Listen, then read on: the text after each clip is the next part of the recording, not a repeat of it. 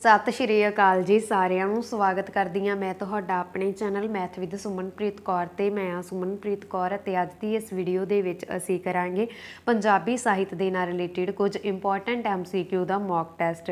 ਜਿਹੜੇ ਵੀ student video PSSB clerk excise ਅਤੇ ਟੈਕਸ ਇੰਸਪੈਕਟਰ ਦੇ ਐਗਜ਼ਾਮ ਦੀ ਤਿਆਰੀ ਕਰ ਰਹੇ ਨੇ ਉਹ ਟੈਲੀਗ੍ਰਾਮ ਚੈਨਲ ਤੇ ਵਿਜ਼ਿਟ ਕਰਕੇ ਦੇਖ ਸਕਦੇ ਨੇ ਕਿ ਤੁਹਾਡੇ ਸਿਲੇਬਸ ਦੇ ਵਿੱਚ ਕਿੰਨਾ ਜ਼ਿਆਦਾ ਇੰਪੋਰਟੈਂਟ ਟੌਪਿਕ ਮੈਂਸ਼ਨ ਕੀਤਾ ਹੋਇਆ ਹੈ ਪੰਜਾਬੀ ਸਾਹਿਤ ਅਤੇ ਸੱਭਿਆਚਾਰ।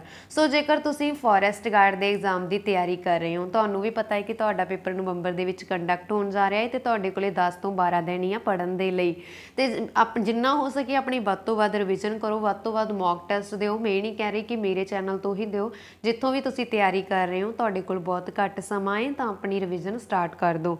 ਨਾਲ ਦੀ ਨਾਲ ਮੌਕ ਟੈਸਟ ਨੂੰ ਅਟੈਂਪਟ ਕਰੋ। ਜਿਵੇਂ ਕਿ ਤੁਹਾਨੂੰ ਪਤਾ ਹੈ ਪੰਜਾਬੀ ਸਾਹਿਤ ਅਤੇ ਸੱਭਿਆਚਾਰ ਅਸੀਂ ਬਹੁਤ ਡਿਟੇਲ ਦੇ ਵਿੱਚ ਕਰਵਾਇਆ ਹੋਇਆ ਤੁਹਾਨੂੰ ਤੇ ਅੱਜ ਦੀ ਇਸ ਵੀਡੀਓ ਦੇ ਵਿੱਚ ਅਸੀਂ ਪੰਜਾਬੀ ਸਾਹਿਤ ਅਤੇ ਸੱਭਿਆਚਾਰ ਦਾ ਮੌਕ ਟੈਸਟ ਕਰਨ ਜਾ ਰਹੇ ਹਾਂ ਜਿਹੜਾ ਕਿ ਤੁਹਾਡੇ ਲਈ ਕਾਫੀ ਹੀ ਜ਼ਿਆਦਾ ਹੈਲਪਫੁਲ ਹੋਣ ਵਾਲਾ ਹੈ।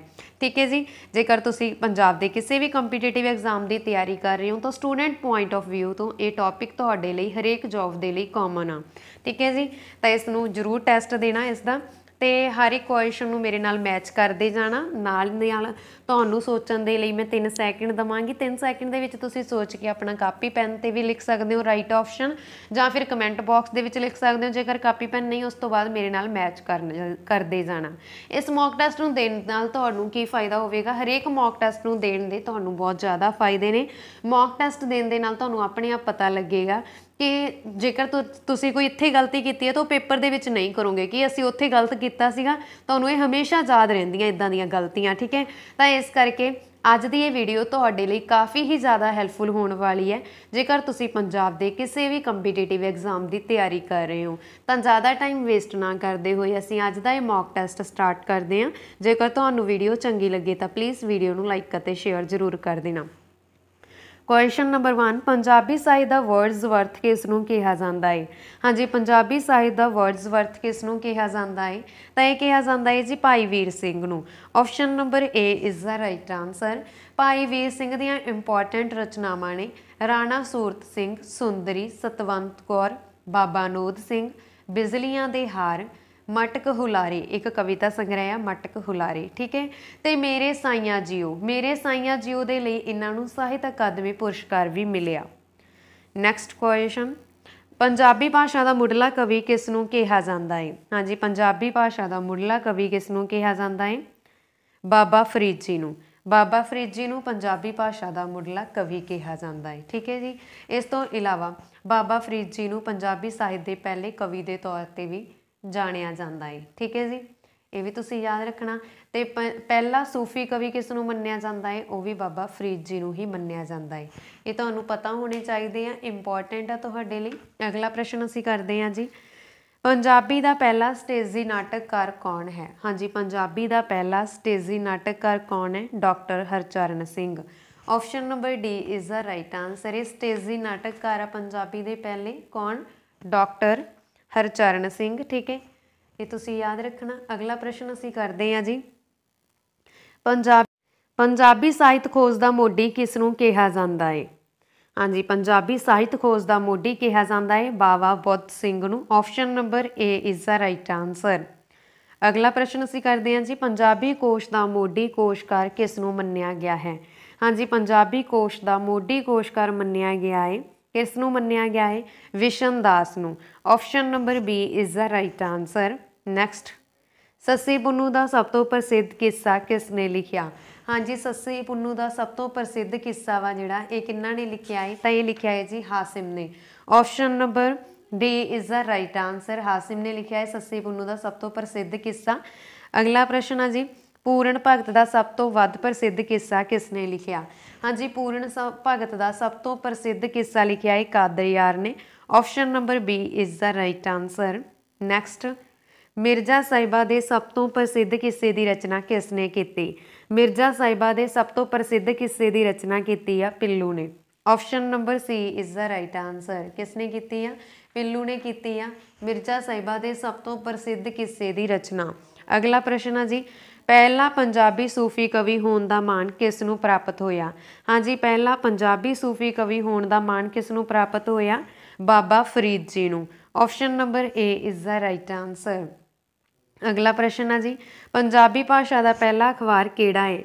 हाँ जी, पंजाबी भाषा का पहला अखबार आ पंजाब गजटियर।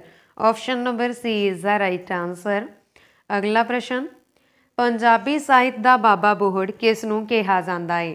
हाँ जी, पंजाबी साहित्य का बाबा बोहड़ किसनों कहा जाता है? भाई वीर सिंह नूं। Option number B is the right answer. Next question, Punjabi संगीत नाटक कला अकैडमी कित्थे स्थित है? हाँ जी, पंजाबी संगीत नाटक कला अकैडमी चंडीगढ़ दे विच स्थित आ। Option number B is the right answer. Next question, Tootan Wala Khooh किस दी रचना है? Very very important. हाँ जी, तूतां वाला खूह किस दी रचना है? तो यह हैगी है जी सोहन सिंह सीतल की रचना। Option number A is the right answer, Sohan Singh Seetal. Next, Aate Diyan चिड़ियाँ किस दी रचना है? हाँ जी, आटे दियाँ चिड़ियाँ शिव कुमार बटालवी की रचना है। Option number C is the right answer. किन्ना दी रचना है? शिव कुमार बटालवी दी। ते शिव कुमार बटालवी दी इस तो इलावा इंपॉर्टेंट रचना है लूना, तो इस दे लई इन्हां नूं ਸਾਹਿਤ अकादमी पुरस्कार मिल चुकिया वा लूना दे लई। ठीक है, एक आ पीरां दा परागा, आटे दियां चिड़ियां, मैं ते मैं, चुप दी आवाज़, आरती, लाजवंती, ये भी शिव कुमार बटालवी दियां ही रचना ने। अगला प्रश्न, हीर रांझे का सब तो प्रसिद्ध किस्सा किसने लिखिया? हाँ जी, हीर रांझे का सब तो प्रसिद्ध किस्सा वा जिहड़ा ये किन्ना दा मन्निया जांदा है? दमोदर दा। Option number A is the right answer. देखो, हीर रांझे का किस्सा वा जिहड़ा दमोदर ते वारिस शाह ने लिखिया सी, पर दमोदर दा फेमस मन्निया जांदा है। अगला प्रश्न है जी, सावे पत्तर साहित्य का किहड़ा रूप है? सावे पत्तर साहित्य का किहड़ा रूप आ? कविता रूप आ। Option number C is the right answer. अगला प्रश्न, अनविआही माँ किस दी रचना है? हाँ जी, अनविआही माँ किस दी रचना है? गुरबख्श सिंह दी।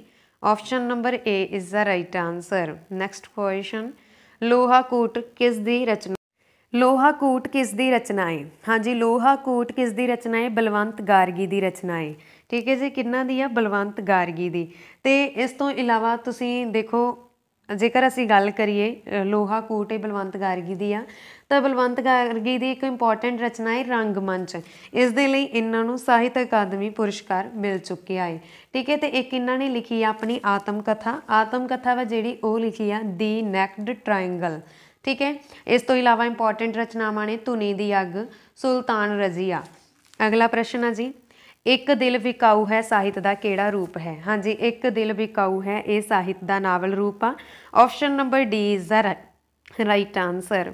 नैक्सट क्वेश्चन, चिट्टा लहू किस दी रचना है? वेरी इंपॉर्टेंट, चिट्टा लहू किस दी रचना है? नानक सिंह दी रचना है।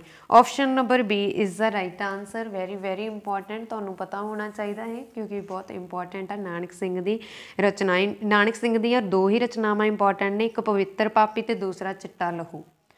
हाँ जी, अगला प्रश्न, मटक हुलारे साहित्य का किहड़ा रूप है? हाँ जी, मटक हुलारे मैं तुहानूं ऑलरेडी दस चुकी हाँ कि भाई वीर सिंह दी यह रचना वा मटक हुलारे। ठीक है, तो यह साहित्य का किहड़ा रूप आ? कविता संग्रह। Option number B is the right answer. Next question, Rasidi Ticket किस दी रचना है? हाँ जी, रसीदी टिकट किस दी रचना है? अमृता प्रीतम दी। Option number C is the right answer. इस तो इलावा रसीदी टिकट है जिहड़ी ये अमृता प्रीतम की रचना है, पर यह है की आ? रसीदी टिकट एक आत्मकथा वा। ठीक है, तो इस तो इलावा अमृता प्रीतम दी इंपॉर्टेंट रचनावां ने पिंजर, जिस ते एक पंजाबी फिल्म भी बनी है। ठीक है, इस तो इलावा उन्हां दी इंपॉर्टेंट रचनावां ने कागज़ ते कैनवस। कागज़ ते कैनवस अमृता प्रीतम की इंपॉर्टेंट रचना है, जिस दे लई इन्हां नूं भारती ज्ञानपीठ पुरस्कार मिलिया। इस तो इलावा एक अज आखां वारिस शाह नूं, ये भी अमृता प्रीतम की इंपॉर्टेंट रचना है। तो एक इंपॉर्टेंट रचना है सुनेहे, इस दे लई इन्हां नूं ਸਾਹਿਤ अकादमी पुरस्कार मिलिया। अगला प्रश्न, रसीदी टिकट साहित्य का किहड़ा रूप है? मैं तुहानूं ऑलरेडी दस चुकी हाँ, एक आत्मकथा है, यानी कि इस दा राइट आंसर बनेगा ऑप्शन नंबर बी स्वै जीवनी। अगला प्रश्न असीं करते हैं जी, प्रीत लड़ी का मुढ़ला संपादक कौन सी? हाँ जी, प्रीत लड़ी के मुढ़ले संपादक कौन सी? Gurbaksh Singh Preet Lari. Option number B is the right answer. इन्हां दे नाम दे मगर भी प्रीत लड़ी लगता, गुरबख्श सिंह प्रीत लड़ी, इस करके हुण प्रीत लड़ी का मुढ़ला संपादक कौन सी? प्रीत लड़ी का गुरबख्श सिंह, इथों याद रख लेना। Option number B is the right answer, Gurbakhsh Singh. ठीक है जी। जेकर इन्हां दियां इंपॉर्टेंट रचनावां की असीं गल करिए गुरबख्श सिंह दियां, तो हाँ जी वो असीं अगे मैंशन कीतियां होईयां ने, उदों नाल ही गल कर लवांगे। हुण टाइम नहीं खराब करना, असीं अगे गल करते हैं। पत्तन दी बेड़ी ਸਾਹਿਤ ਦਾ ਕਿਹੜਾ रूप है? पत्तन दी बेड़ी ਸਾਹਿਤ ਦਾ ਕਿਹੜਾ रूप है? तो इसका राइट आंसर है जी ऑप्शन नंबर डी, इकांगी रूप आ। अगला प्रश्न है जी, लूणा किस दी रचना है? मैं तुहानूं ऑलरेडी दस चुकी सी, लूणा किन्हां दी रचना है? शिव कुमार बटालवी दी रचना है लूणा, तो इस दे लई इन्हां नूं ਸਾਹਿਤ अकादमी पुरस्कार भी मिलिया। Option number C is the right answer. हाँ जी अगला प्रश्न, मड़ी दा दीवा किस दी रचना है? हाँ जी मड़ी दा दीवा किस दी रचना है? गुरदयाल सिंह दी। Option number B is the right answer. इस तो इलावा गुरदयाल सिंह दी इंपॉर्टेंट रचना है अध चाननी रात, इस दे लई इन्हां नूं ਸਾਹਿਤ अकादमी पुरस्कार मिलिया सी अध चाननी रात दे लई। इस तो इलावा अन्ने घोड़े दा दान, भागां वाले, ये सारे मतलब ये भी इन्हां दियां ही रचनावां ने।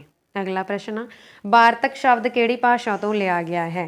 हाँ जी वार्तक शब्द किहड़ी भाषा तो लिया गया है? लातीनी तो लिया गया है। Option number C is the right answer. Next question, पौ फुटाला ਸਾਹਿਤ ਦਾ ਕਿਹੜਾ रूप है? हाँ जी पौ फुटाला ये ਸਾਹਿਤ ਦਾ ਕਿਹੜਾ रूप है? तुहानूं सब नूं ही पता होवेगा, 10th क्लास दे विच कीता भी असीं ये ਸਾਹਿਤ ਦਾ कविता रूप आ जां नावल रूप आ, ये तुसीं दसोगे। अगला प्रश्न असीं करदे हां, ये तुसीं कमेंट बॉक्स दे विच दसोगे इसका आंसर पौ फुटाला ਸਾਹਿਤ ਦਾ ਕਿਹੜਾ रूप है। नैक्सट, राणा सूरत सिंह किस दी रचना है? हाँ जी राणा सूरत सिंह किस दी रचना है? तो ये रचना है भाई वीर सिंह दी। Option number B is the right answer. Next question, Pavitra Papi किस दी रचना है? मैं ऑलरेडी दस चुकी सी कि नानक सिंह दीयां दो रचनावां इंपॉर्टेंट ने, किहड़ियां किहड़ियां? चिट्टा लहू अते पवित्र पापी। Option number D is the right answer. Next question, अन्ने घोड़े दा दान दा लेखक कौन है? हाँ जी अन्ने घोड़े दे दान दा लेखक कौन आ? Gurdayal Singh. Option number C is the right answer. हाँ जी ये भी आप ऑलरेडी गल कर चुके सी, अन्ने घोड़े दा दान गुरदयाल सिंह दी रचना है। अगला प्रश्न, चिट्टा लहू ਸਾਹਿਤ ਦਾ ਕਿਹੜਾ रूप है? हाँ जी चिट्टा लहू ਸਾਹਿਤ ਦਾ नावल रूप आ। Option number C is the right answer. अगला प्रश्न है जी, यून दी लाश का लेखक कौन है? हाँ जी यून दी लाश के लेखक कौन ने? कपूर सिंह घुम्मन।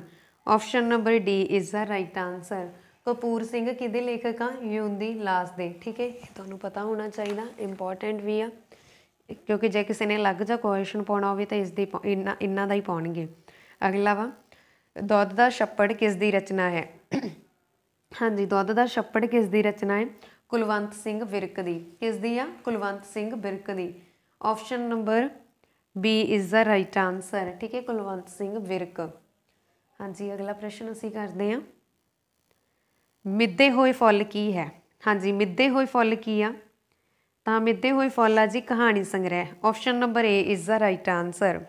अगला प्रश्न, सही जोड़े मिलाओ। हाँ जी सही जोड़े मिलाउण दे लई देखो सब तुहानूं दसना वा कि किहड़े लेखक का संबंध किहड़ी पुस्तक दे नाल आ। पुस्तक दे नाम लिखे होए आ ते लेखकां दे नाम लिखे होए आ। जिस तरह असीं गल करिए सुनहरी जिल्द दी, तो ये किन्हां दी रचना है? ये हैगी है जी नानक सिंह दी रचना। ठीक है, हिंद दी चादर ये डॉक्टर हरचरण सिंह दी बुक आ। कंब दी कलाई ये भाई वीर सिंह दी बुक आ। इस तो इलावा कुसुंबड़ा वैरी इंपॉर्टेंट ये मोहन सिंह दी बुक आ। तो ऑप्शन नंबर ये बी राइट बन रहा तुहाडा। अगला प्रश्न है जी, अगे रचना का नाम दिता, ਸਾਹਿਤ का नाम दिता वा धूनी दी अग। भी ये ਸਾਹਿਤ का किहड़ा रूप आ? हाँ जी ये बिल्कुल सामने ही पिया वा, धूनी दी अग एक नाटक आ, खुले लेख एक निबंध आ, कट्टी पतंग ईड़ी नावल आ। ठीक है इस तो इलावा मटक हुलारे एक कविता वा। हाँ जी तो इसका राइट आंसर किहड़ा बन रहा वा? सामने वाली ऑप्शन सही सीगियां, ऑप्शन नंबर ए।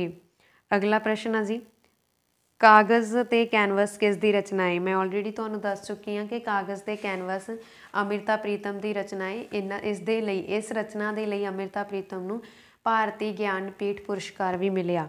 ठीक है option number D is the right answer. अगला प्रश्न करते हैं जी असी, मेरा पाकिस्तानी सफ़रनामा किस लेखक की रचना है? हाँ जी मेरा पाकिस्तानी सफ़रनामा किहड़े लेखक की रचना है? ये रचनावां जी तुहानूं ऑलरेडी पता होवेगा, जल्दी नाल कमेंट बॉक्स दे विच लिखो। बलराज साहनी दी, किन्ना दी आ? बलराज साहनी दी। Option number A is the right answer. मेरा पाकिस्तानी सफ़रनामा बलराज साहनी की रचना है। इस तो इलावा इन्हों की एक आत्म कथा है, मेरी फिल्मी आत्म कथा, ठीक है। तो मेरा पाकिस्तानी सफ़रनामा इन्हों की इंपॉर्टेंट रचनावां, मेरा रूसी सफ़रनामा भी इन्हों की इंपॉर्टेंट रचनावां, ठीक है जी। इस गल का तुहानूं पता होना चाहिए। अगला प्रश्न असीं करते हैं, पंजाबी भाषा विच खुली कविता का मोढी कौन आ? हाँ जी, पंजाबी भाषा दे विच खुली कविता के मोढी किन्हां नूं मन्निया जांदा है? प्रोफैसर पूरण सिंह नूं मन्निया जांदा है। Option number C is the right answer. खुले मैदान, खुले घुंड, खुले लेख अते खुले आसमानी रंग, ये भी इन्हां दी इंपॉर्टेंट रचनावां ने। तो खुली कविता का मोढी कौन होया? प्रोफैसर पूर्ण सिंह। अगला, रसीदी टिकट किस लेखक की स्वै जीवनी आ? असीं ऑलरेडी गल कर चुके सी कि रसीदी टिकट एक आत्म कथा वा, स्वै जीवनी आ किन्हां दी आ? अमृता प्रीतम दी। Option number B is the right answer. अगला प्रश्न, पिंजर किस लेखक की रचना है? हाँ जी, पिंजर किहड़े लेखक की रचना है? अमृता प्रीतम दी। इस ते पंजाबी फिल्म भी बनी आ। Option number D is the right answer. अगला प्रश्न, हवा विच लिखे हरफ किस दी रचना है? हाँ जी, हवा विच लिखे हरफ किस दी रचना है? सुरजीत पात्र दी। Option number D is the right answer. Surjit Patar की जे गल करिए, इन्हां दी इंपॉर्टेंट रचनावां किहड़ियां ने? ਜਿਹੜੇ भी स्टूडेंट्स नूं पता पहलां तुसीं कमेंट बॉक्स दे विच लिखोगे। सब तो पहलां तो उस रचना की गल कर लैंदे आ जिस दे लई इन्हां नूं ਸਾਹਿਤ अकादमी पुरस्कार मिलिया। ये मिलिया वा हनेरे विच सुलगदी वरनमाला दे लई। फिर अगे इन्हां दी इंपॉर्टेंट रचनावां ने लफ्ज़ां दी दरगाह, इस दे लई इन्हां नूं सरस्वती सन्मान मिलिया।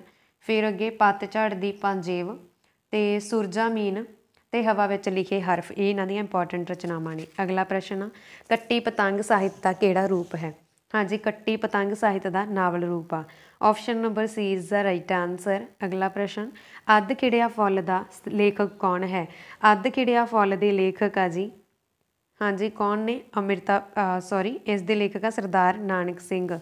Option number A is the right answer, Nanak Singh. अगे असीं गल करते हैं, कट्टी पतंग का लेखक कौन आ? हाँ जी, कट्टी पतंग जिसकी असीं उपर गल कर चुके हैं, तो इस दे लेखक कौन ने? Nanak Singh. Option number D is the right answer. अगला प्रश्न है जी, धूनी दी अग रचना किसदी रचना है? हाँ जी, धूनी दी अग रचना वा जिहड़ी ये बलवंत गार्गी की रचना है।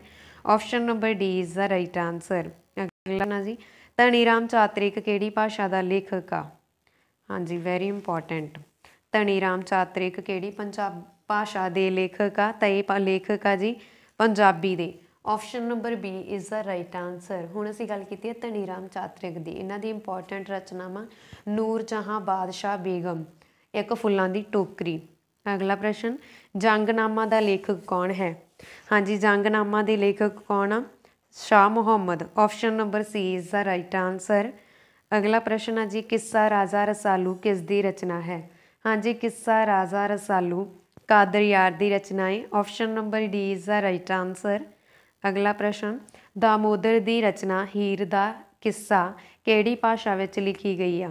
हाँ जी, दामोदर की रचना वा जिहड़ी हीर का किस्सा यह लहंदी भाषा दे विच लिखी गई आ। Option number A is the right answer. अगला प्रश्न, माला मनके का लेखक कौन है? हाँ जी, माला मनके का लेखक कौन आ? Option number C is the right answer, doctor Narinder Singh Kapoor. Doctor Narinder Singh Kapoor Mala Manke दे लेखक आ। ठीक है जी। अगला प्रश्न असीं करते हैं, सीरी फरहाद किसदी रचना है? हाँ जी, सीरी फरहाद किसदी रचना है? हासिम शाह दी। Option number B is the right answer. Next question असीं करते हैं जी, नादर यार दी वार का लेखक कौन है? हाँ जी, नादर शाह दी वार का लेखक कौन है? हाँ जी, नादर शाह दी वार के लेखक कौन आ? तो इसके लेखक आ Najabat. Option number D is the right answer. अगला प्रश्न है जी, युग बदल गया नावल का नावलकार कौन है? हाँ जी, युग बदल गया नावल के नावलकार कौन आ? सोहन सिंह सीतल। कौन ने? Sohan Singh Sital. Option number B is the right answer. हाँ जी, अगला प्रश्न असीं करते हैं, वगदे पानी साहित्य का किहड़ा रूप है?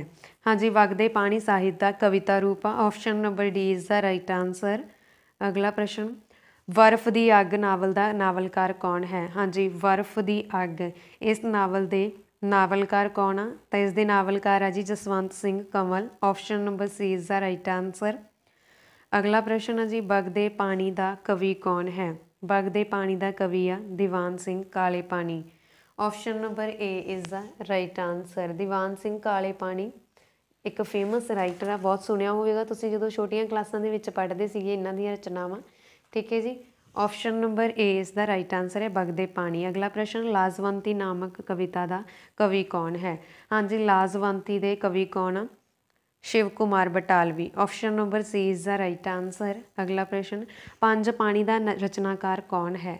ਪੰਜ ਪਾਣੀ ਦਾ ਰਚਨਾਕਾਰ ਆ ਪ੍ਰੋਫੈਸਰ, ਹਾਂਜੀ ਪੰਜ ਪਾਣੀ ਦੇ ਰਚਨਾਕਾਰ ਕੌਣ ਆ? ਤੇ ਇਸ ਦੇ ਰਚਨਾਕਾਰ ਨੇ professor Mohan Singh. Option number A is the right answer. ਅਗਲਾ ਪ੍ਰਸ਼ਨ, ਮਿਰਜ਼ਾ ਸਾਹਿਬਾ ਦਾ ਸੰਬੰਧ ਕਿਹੜੇ ਪ੍ਰਾਂਤ ਨਾਲ ਸੀ? ਹਾਂਜੀ, ਇੱਥੇ ਬਾਈ ਮਿਸਟੇਕ ਆਪਸ਼ਨ ਸੀ ਟਾਈਪ ਨਹੀਂ ਹੋਈ। ਤੁਹਾਨੂੰ ਪਤਾ ਹੋਣਾ ਚਾਹੀਦਾ ਕਿ ਮਿਰਜ਼ਾ ਸਾਹਿਬਾ ਦਾ ਸੰਬੰਧ ਕਿਹੜੇ ਪ੍ਰਾਂਤ ਨਾਲ ਸੀਗਾ। ਮਿਰਜ਼ਾ ਸਾਹਿਬਾ ਦਾ ਤੇ ਇੱਕ ਜੇ ਹੋਰ ਗੱਲ ਕਰੀਏ ਅਸੀਂ ਹੀਰ ਰਾਂਝਾ। ਠੀਕ ਹੈ, ਤਾਂ ਇਹਨਾਂ ਦਾ ਸੰਬੰਧ ਕਿਹਦੇ ਨਾਲ ਸੀਗਾ? ਮੈਂ ਆਪਸ਼ਨ ਸੀ ਐਡ ਨਹੀਂ ਕੀਤੀ ਬਾਈ ਮਿਸਟੇਕ। ਤਾਂ ਇਸ ਦਾ ਰਾਈਟ ਆਂਸਰ ਹੈ ਜੰਗ। ਅਗਲਾ ਪ੍ਰਸ਼ਨ, ਸੋਹਣੀ ਮਹੀਵਾਲ ਦਾ ਕਿੱਸਾ ਲਿਖਣ ਵਾਲਾ ਪਹਿਲਾ ਰਚਨਾਕਾਰ ਕੌਣ ਸੀ? ਹਾਂਜੀ, ਸੋਹਣੀ ਮਹੀਵਾਲ ਦਾ ਕਿੱਸਾ ਲਿਖਣ ਵਾਲੇ ਪਹਿਲੇ ਰਚਨਾਕਾਰ ਹੋਏ ਸੀ ਫਜ਼ਲ ਸ਼ਾਹ। ਕੌਣ ਹੋਏ ਸੀ? ਫਜ਼ਲ ਸ਼ਾਹ। ਆਪਸ਼ਨ ਨੰਬਰ ਏ ਇਸ ਦਾ ਰਾਈਟ ਆਂਸਰ ਹੈ। ਅਗਲਾ ਪ੍ਰਸ਼ਨ ਆ ਜੀ, ਸੋਭਾ ਸਿੰਘ ਦਾ ਸੰਬੰਧ ਕਿਹੜੇ ਖੇਤਰ ਨਾਲ ਸੀ? ਹਾਂਜੀ, ਸੋਭਾ ਸਿੰਘ ਦਾ ਸੰਬੰਧ ਚਿੱਤਰਕਾਰੀ ਦੇ ਖੇਤਰ ਨਾਲ ਆ। Option number B is the right answer. ਅਗਲਾ ਪ੍ਰਸ਼ਨ ਆ ਜੀ, ਸਾਹਿਬਜ਼ਾਦਾ ਇੱਜ਼ਤ ਬੇਗ ਕਿਸ ਪ੍ਰੇਮੀ ਦਾ ਨਾਂ ਸੀ? ਹਾਂਜੀ, ਸ਼ਹਿਜ਼ਾਦਾ ਇੱਜ਼ਤ ਬੇਗ ਇਹ ਕਿਸ ਪ੍ਰੇਮੀ ਦਾ ਨਾਮ ਸੀ? ਤਾਂ ਇਹ ਸੀਗਾ ਮਹੀਵਾਲ ਦਾ ਨਾਮ। Option number C is the right answer. Very important, ਤੁਹਾਨੂੰ ਪੁੱਛ ਸਕਦੇ ਆ ਧਿੰਦੋ ਕਿਸ ਦਾ ਨਾਮ ਸੀ? ਠੀਕ ਹੈ, ਸਾਹਿਬਜ਼ਾਦਾ ਇੱਜ਼ਤ ਬੇਗ ਕਿਸ ਦਾ ਨਾਮ ਸੀ? ਜਿਵੇਂ ਧਿੰਦੋ ਵਾਲਾ ਤਾਂ ਪਟਵਾਰੀ ਦੇ ਪੇਪਰ 'ਚ ਪੁੱਛ ਚੁੱਕੇ ਆ। ਅਗਲਾ, ਹੀਰ ਰਾਂਝਾ ਦੀ ਮਜ਼ਾਰ ਕਿੱਥੇ ਸਥਿਤ ਹੈ? ਮੈਂ ਤੁਹਾਨੂੰ ਆਲਰੇਡੀ ਦੱਸ ਚੁੱਕੀ ਸੀ ਝੰਗ। ਇਹਨਾਂ ਦਾ ਸੰਬੰਧ ਝੰਗ ਨਾਲ। Option number D is the right answer. ਅਗਲਾ ਪ੍ਰਸ਼ਨ, ਸੋਹਣੀ ਮਹੀਵਾਲ ਦਾ ਸੰਬੰਧ ਕਿਹੜੇ ਦਰਿਆ ਨਾਲ ਸੀ? ਹਾਂਜੀ, ਸੋਹਣੀ ਮਹੀਵਾਲ ਦਾ ਸੰਬੰਧ ਕਿਹੜੇ ਦਰਿਆ ਨਾਲ ਸੀ? ਸਿੰਧ ਦਰਿਆ ਨਾਲ। Option number B is the right answer.